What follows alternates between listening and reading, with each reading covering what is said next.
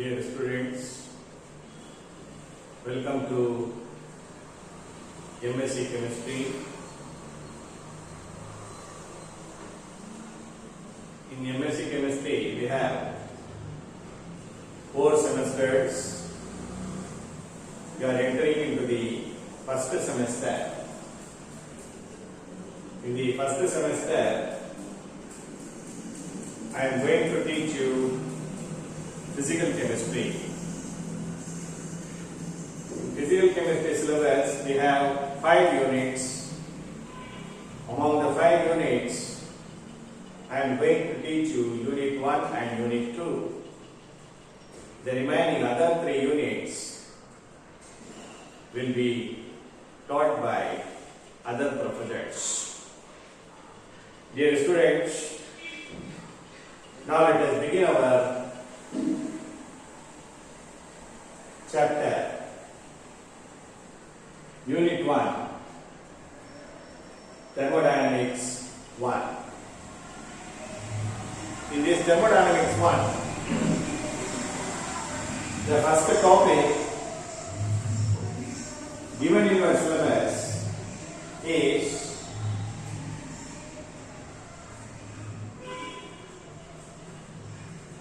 partial molar properties.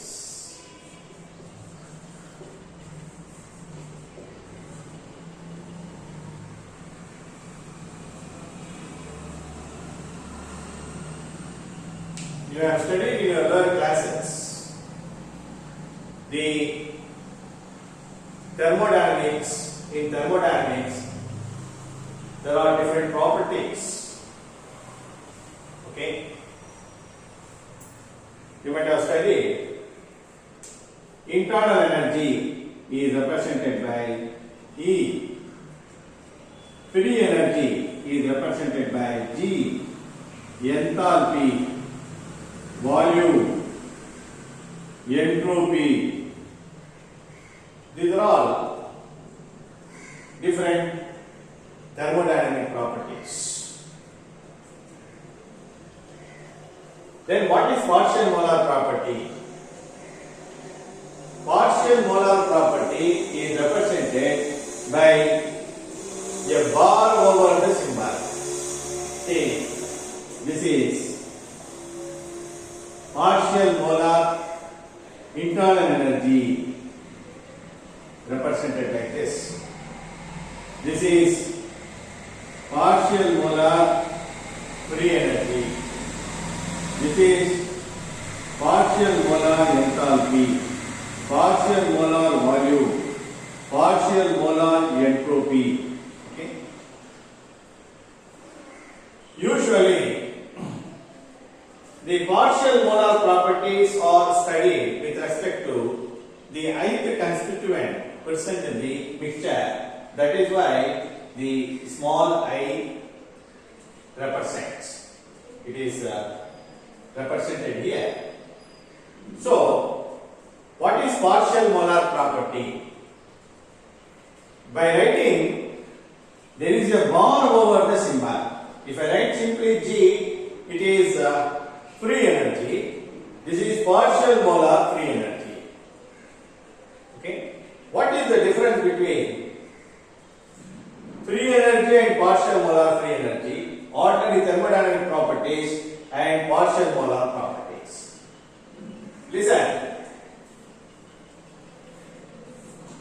The rate of change of internal energy with respect to ith constituent, the temperature, pressure and other number of constituents remains constant, then it is called partial molar internal energy.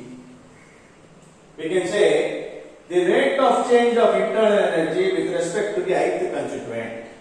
That is, when the ith constituent added, what will be the increase in the thermodynamic property of internal energy? That is called partial molar internal energy.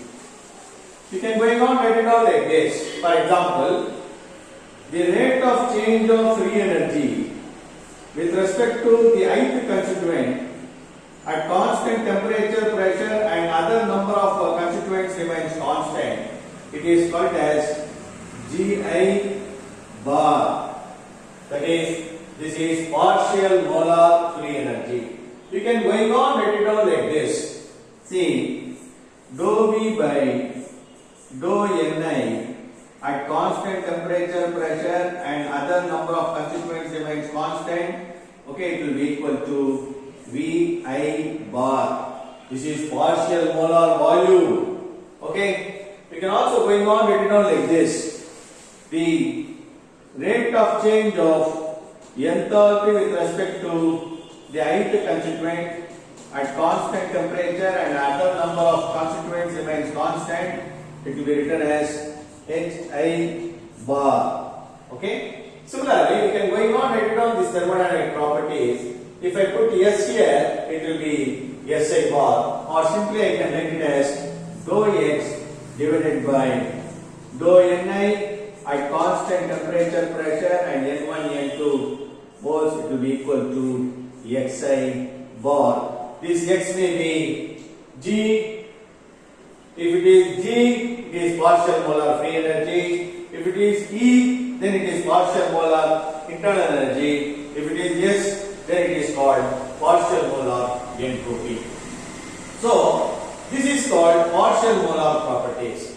Partial molar property is nothing but the increase in the property of the system, whatever it is, whether it is H or S, whatever it is, the increase in the property of the system when 1 mole of the ith constituent added to the system so that the composition of the system remains constant. Okay, the increase in the thermodynamic property by addition of 1 mole of that constituent. Okay, then the change in the thermodynamic property is called partial molar property. So this is about the partial molar properties. We have partial molar volume, partial molar free energy, partial molar enthalpy, partial molar entropy, partial molar volume. Okay, we can going on write it down like this. Okay. Now let us consider first we are going to derive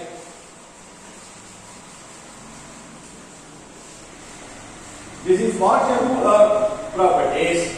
Then particularly the partial molar free energy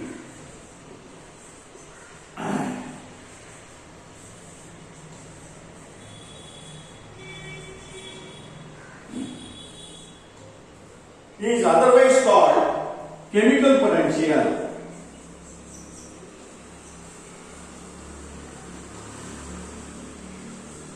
What is partial molar free energy? It is actually Gi bar, or it can also be represented as mu.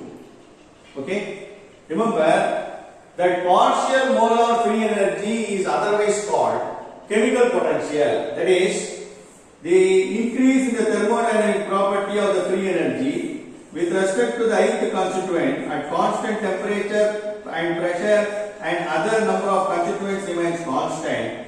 It will be equal to Gi bar. This is partial molar free energy. It can also be called as chemical potential.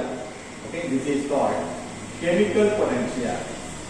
Chemical potential usually represented by mu because it is a change in the potential of the system when any one of the constituent changes to the system. Okay, that is increase in the thermodynamic property, increase in the free energy when 1 mole of that substance added to the system, the other constituent remains constant so that the composition of the system remains unchanged.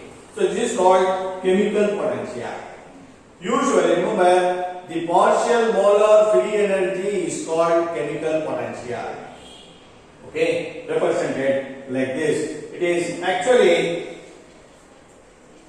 the partial molar free energy of the ith constituent of a mixture is the increase in the property of the system, increase in the free energy of the system, okay, resulting from the addition of, one mole of that constituent to such a system so that the other so that the composition of the system remains unchanged at constant temperature and pressure. This is called partial molar free energy, is otherwise called chemical potential. Next we are going to study, we are going to derive using this Gibbs-Duhem equation.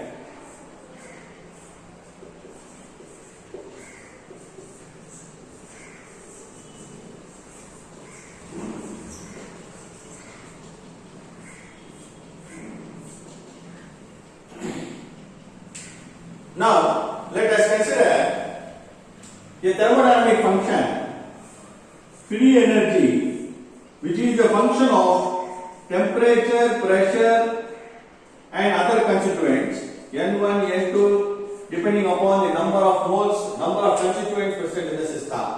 Then what will be the change in the free energy? On differentiation, I will get, see, on differentiation,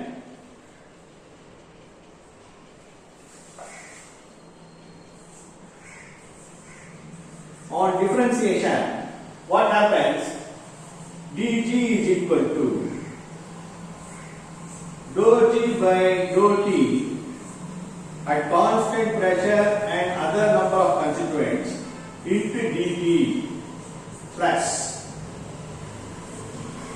dou G by with respect to pressure at constant temperature and other number of moles remains constant into dP plus dou G divided by dou N1 at constant temperature, pressure, N2 and other number of constituents remain constant into dN1 plus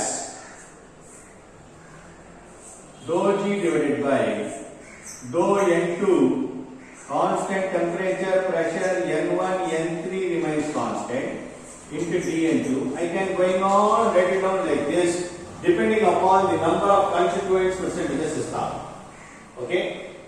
See, what happens at see, remember this dou G by dou N1 with respect to temperature, pressure at constant temperature, pressure and other number of moles, this is called, actually this is called G1 bar.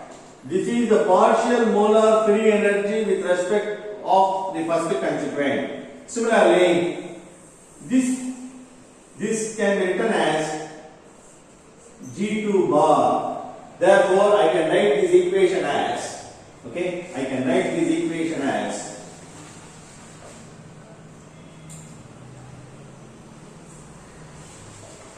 I can modify this equation.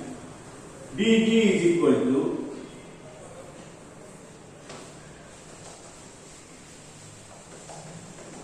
I can write this as G1 bar dN1, G2 bar dN2. I can write it like this. This is the partial molar free energy with respect to the second constituent. This is partial molar free energy with respect to the first constituent. Up to I can going on and on up to ith constituent, I can write it as Gi bar dNi. Okay. Now I can write this equation like this. This is the differential form of this equation. Now, if the temperature and pressure of the system remains constant, then this equation I can write it as the change in free energy at constant temperature and pressure. At constant temperature and pressure, this dt will become equal to 0. At constant pressure, there will be no change in the pressure, it will be equal to 0. So when these two will become equal to 0, these two terms gets vanishes. Then it will be G1 bar dN1 plus G2 bar dN2. I can go on and on like this up to Gi bar dNi bar. Okay.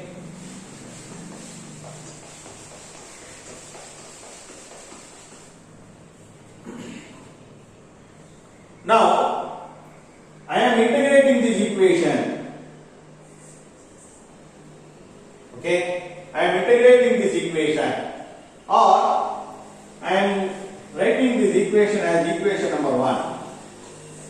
Okay. On integration,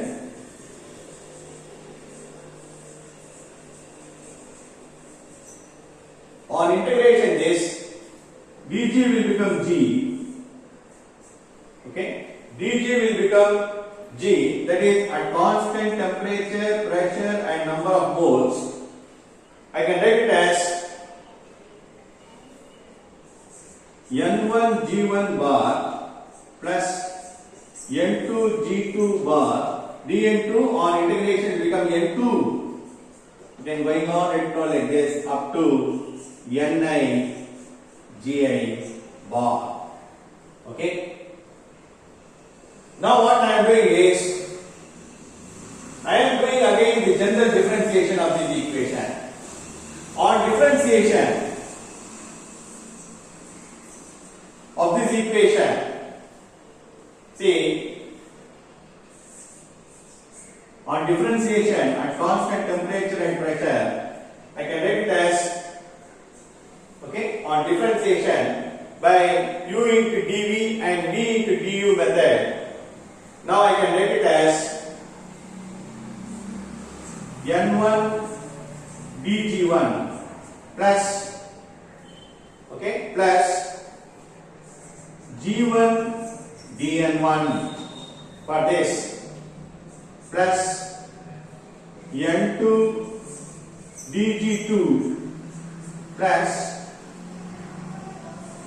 g2 dn2. I can going on write it out like this. Okay. Finally, for Nigi,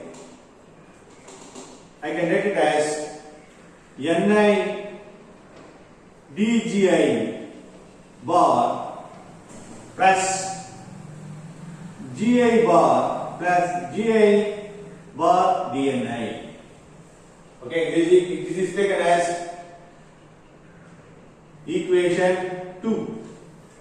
Okay, this is taken as equation 2.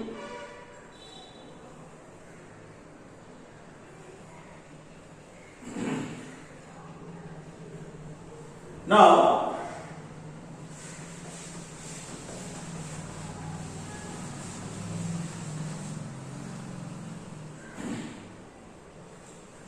I am comparing this with the equation 1. Okay, when I compare this with equation 1, now I can also write this equation. Okay, as n1 dg1 bar plus n2 dg2 bar up to ni dgi bar, then plus, okay, it will be equal to plus, I am just separating the ni terms and gi terms. Okay, then I can write this equation as, this is one equation, plus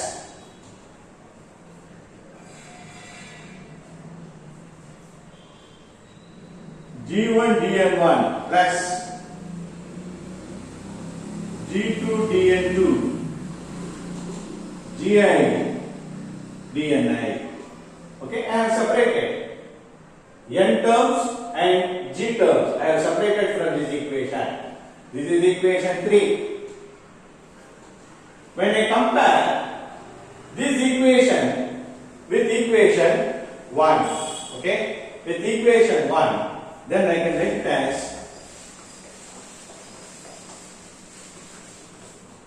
on comparing with equation 1, okay, with equation 1, we get that n1 dg1 bar plus n2 dg2 bar, okay, ni dgi bar, it will be equal to 0 because these terms are excess in the equation 1. Okay, comparing with equation 1, excess in this. So therefore, this N1 dG1 bar terms will become equal to 0, or we can say addition of Ni d mu I will be equal to 0, because it may contains ith constituent present in the system. I am simply writing it as general equation. Ni d mu I, it will be equal to 0. Why it is I am writing it as d mu I? Because partial molar free energy is nothing but chemical potential. Okay, or you can also write it as Ni dGi. Everything is same, and this equation is called Gibbs-Duhem equation. Okay, this is about the derivation of Gibbs-Duhem equation. That is sigma Ni d mu I will be equal to 0. So for any system of having a definite composition, it may contain any number of constituents. We are writing the Gibbs-Duhem equation as sigma Ni d mu I will be equal to 0. So remember, partial molar, today we have studied partial molar free energy is nothing but chemical potential.